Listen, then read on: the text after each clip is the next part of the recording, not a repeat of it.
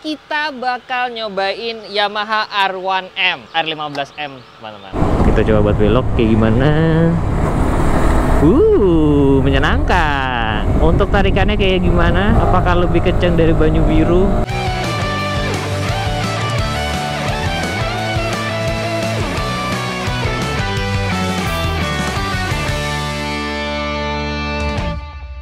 Halo semuanya, ketemu lagi sama Deddy Mas di sini. Di video kali ini kita bakal nyobain Yamaha R1M, R15M, teman-teman. Ya, motornya sangat mirip dengan kakaknya. Motornya kemarin sebenarnya udah kita bahas, cuman kemarin belum riding. Jadi hari ini kita bakal riding, kita bakal ngetes posisinya enak apa enggak, kencang apa enggak, terasa berat apa tidak, karena ini emang lebih berat dibandingkan kompetitornya, teman-teman. Fitur-fiturnya kayak quick shifternya enak apa enggak dan sebagainya, karena jujur quick shifter kalau di pas silinder tuh halus, teman. Nah di satu silinder ini gue nggak tahu apakah akan halus atau tidak. Jadi kita bakal nyobain nih hari ini, perdana banget nyobain langsung bagaimana sih rasanya R15M ini. Buat kalian para pengguna R15M, silahkan kalian share di bawah apakah menurut kalian motor ini enak atau bagaimana. Tulis aja di bawah, teman-teman. Jangan lupa di like videonya, jangan lupa subscribe. Gue siap-siap dulu, habis itu kita jalan.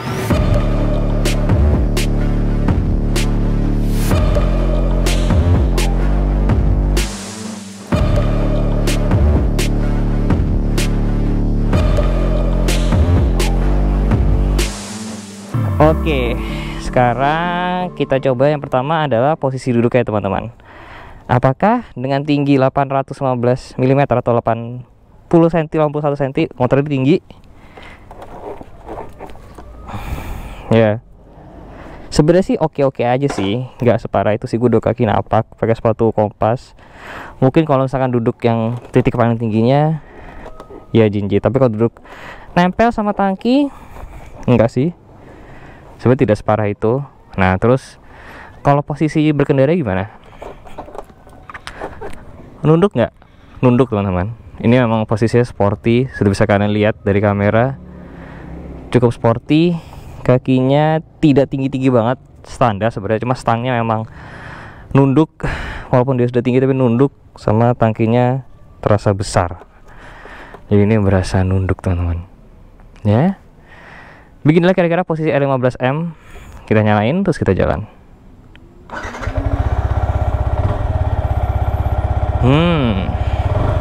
Oke, mari kita coba.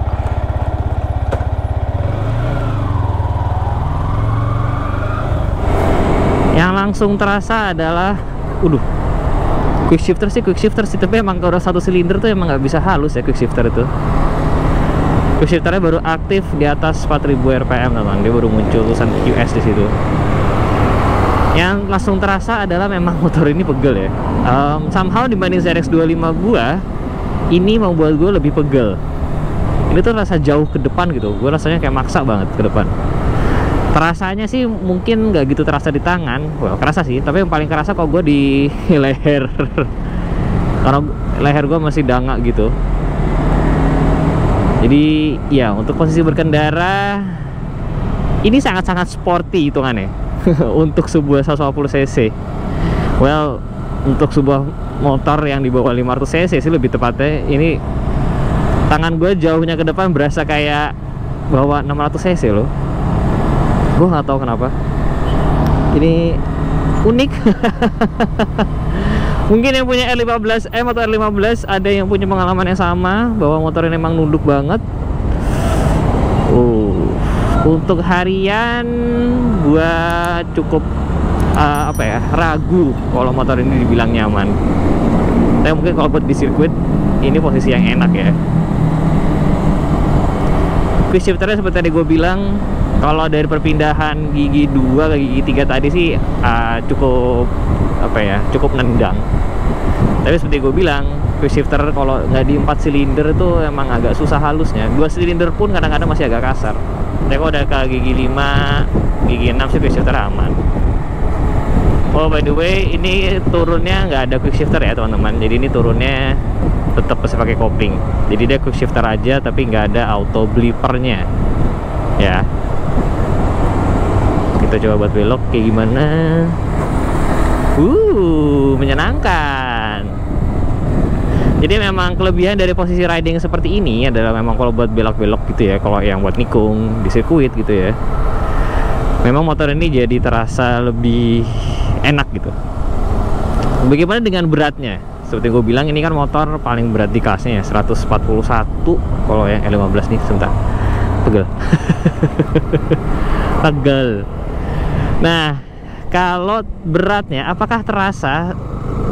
Sebenarnya menurut gue nggak terlalu sih. Memang dia sekitar 10 kiloan mungkin selisihnya dengan GSX-R. Tapi apakah kerasa sekali sih? Sebenarnya enggak. Sebagai gambaran, 10 kilo itu seberat Eren. Jadi kayak ada Eren, kayak lagi gendong Eren aja gitu sebenarnya. Gua nggak tahu motor ini tuh ada riding mode-nya apa enggak sebenarnya.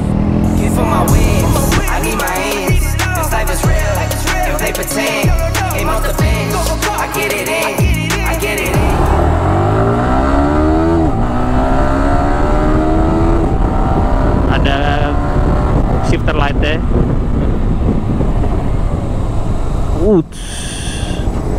Remnya bagaimana? Oke apa tidak?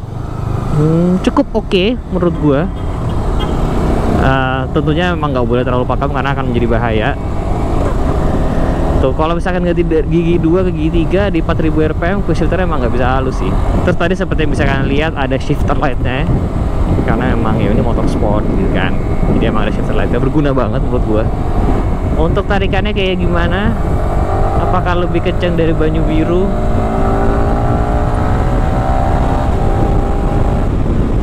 Kencang sih motor ini.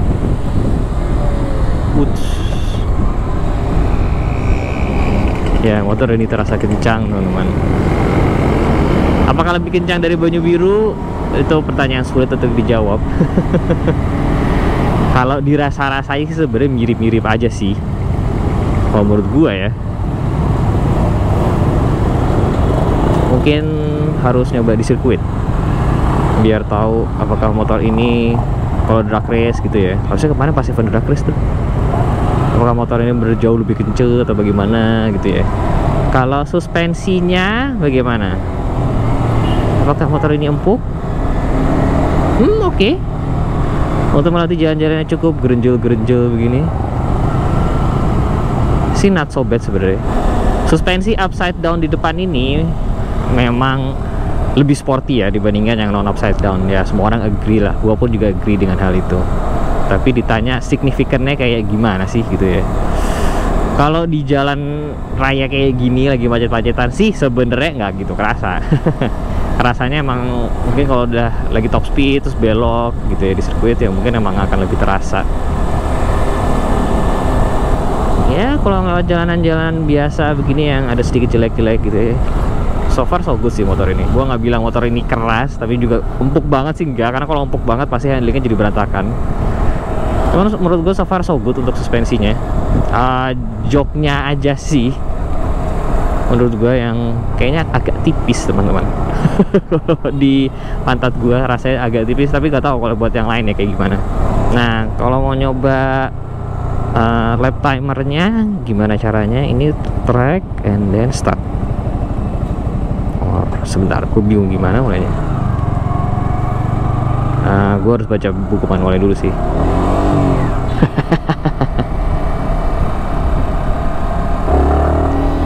Jadi kalau misalnya kita masuk ke track, tadi street, sekarang langsung berubah ke track di sini teman-teman. Apakah ini riding mode? Mungkin dia bisa cukup menjelaskan di bawah. Kalau dari power sih rasanya sama-sama aja sih. Gimana guys, ganteng nggak motor ini?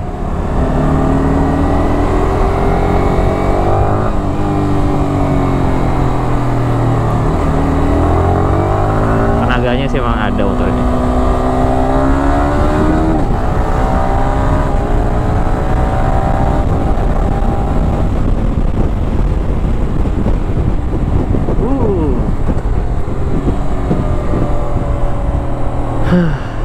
Kencang motor ini. Tenaganya ada teman-teman. Jadi mungkin kalau misalkan gue boleh bilang R15M ini ya motor yang track focus lah, bisa dibilang seperti itu. Bayangin apa ya, kalau misalkan ada BMW seri 3 gitu ya terus ada BMW M3 gitu. Nah, ini tuh rasanya motor yang emang track focus gitu. Kenapa gue bisa bilang begitu? Karena ya selain dari fiturnya ada kayak lap timer dan sebagainya, posisinya sih. Ini posisinya kalau buat di track enak, gue bisa pastikan itu. Tapi kalau buat harian, gue agak kurang suka kalau gue pribadi. Ini gue dari tadi muter-muter riding aja sebenarnya udah agak pegel nih. Apalagi ya room for improvementnya, dari sisi pengereman sebenarnya sih oke. Ya, gue nggak bilang dia nggak pakem, tapi gue pikir tadinya Bybre akan lebih menggigit gitu ya. Tapi kalau feelnya sih enak motor ini, feelnya enak banget. Secara feel enak, tapi mungkin secara pakem ya kalau pas tadi lagi kencang sih gue pikir gue bakal kayak lebih menggigit sedikit gitu. Bukan berarti motor ini nggak pakem loh ya.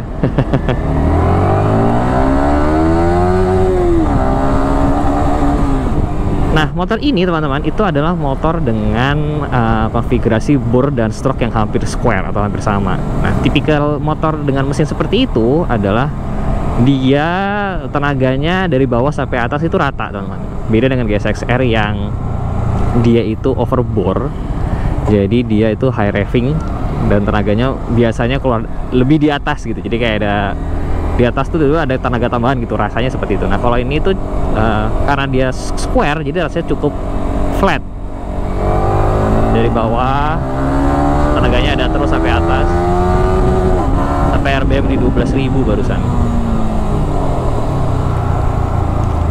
Jadi memang tipikal mesin square adalah seperti itu, teman-teman. Apakah jelek, apakah bagus? Sebenarnya sih itu selera ya. Dan biasanya motor dengan konfigurasi bore and stroke yang square seperti ini itu biasanya lebih irit biasanya. Tapi silakan tulis saja di bawah yang lebih paham daripada gua, para pengguna yang udah lebih sering pakai, atau ada yang mungkin udah pernah bandingin dengan CBR atau GSX-R 150, mana yang lebih irit. Ini bagus sih R15M.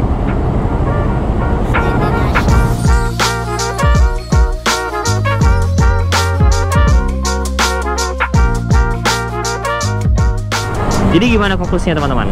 Well, ini adalah motor yang memang paling banyak fiturnya di kelas 150cc.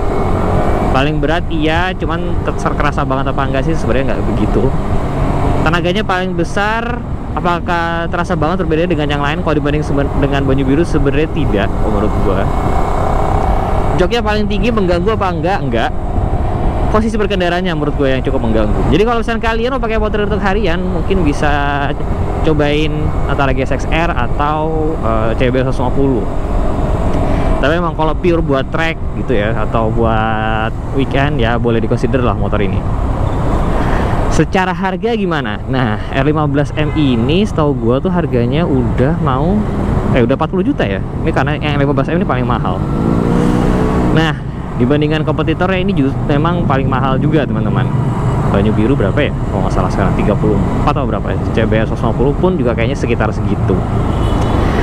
Nah, kalau udah masuk angka 40 juta, ya memang dia menjadi paling mahal, paling premium, paling banyak fiturnya. Tapi nambah beberapa juta, kalian bisa dapet yang 250cc 1 silinder. Ada Ninja 2.5 SL dan ada Gixxer Suzuki yang 2.5, masing-masing 250cc 1 silinder. Itu tenaganya sih lebih gede, teman-teman, daripada ini. Jadi emang ini ya ini kelas sendiri sih, dia paling mahal sendiri.